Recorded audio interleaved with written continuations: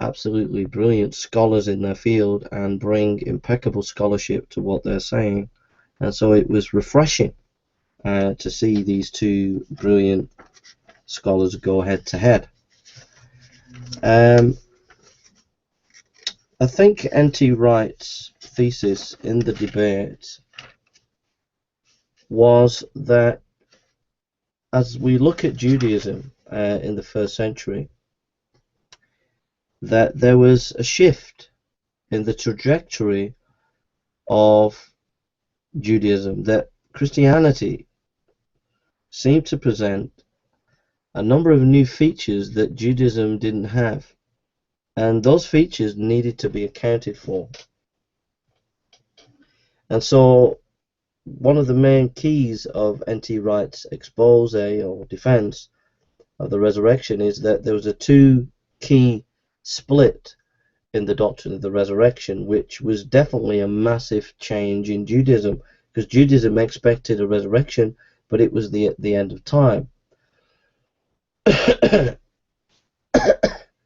Here we have a two split. In the Christianity, we have the resurrection of Jesus, and then we're going to have the resurrection of the dead in the at the end of time. So there's a two-way split there from general Judaism. Also, resurrection is central in Christianity, where it was on the periphery of the very Judaistic sects.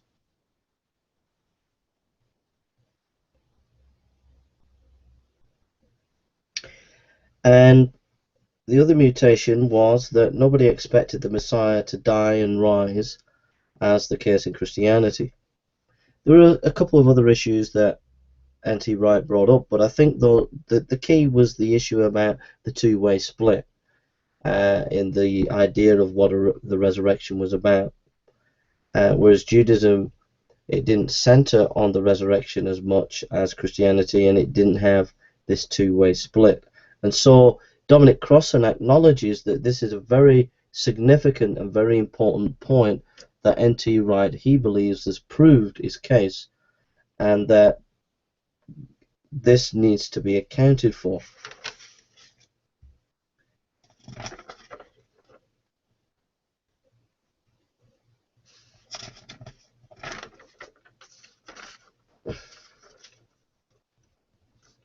Dominic Crossan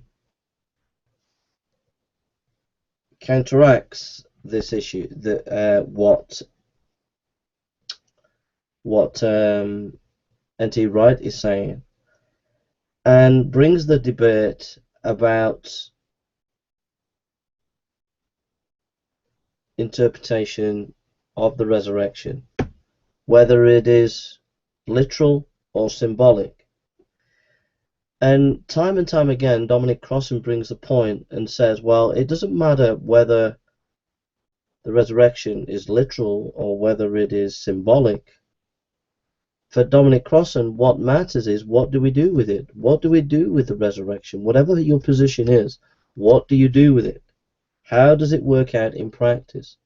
For Dominic Crossan, the political and social implications of the resurrection are absolutely paramount, and he wants to know, what's the cash value of your particular belief? N.T. Wright then comes in and corrects Dominic Crossan and says, well, actually, I can get you where you want to go, but I think